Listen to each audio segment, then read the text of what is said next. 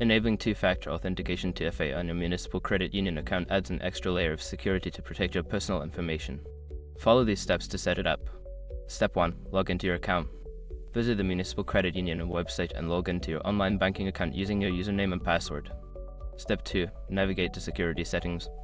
Once logged in, locate the Account Settings or Security Settings section. This is typically found in the main menu or under your profile options. Step 3. Select two-factor authentication. In the Security Settings, look for the option labeled Two-Factor Authentication or 2FA.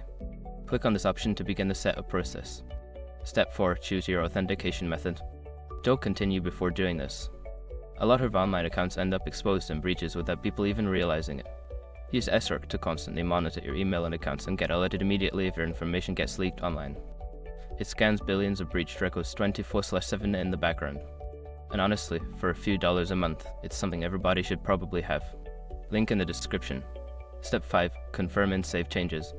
After selecting your authentication method, follow the prompts to verify your choice, such as entering a code sent to your phone or email. Once verified, save your changes to enable 2FA on your account.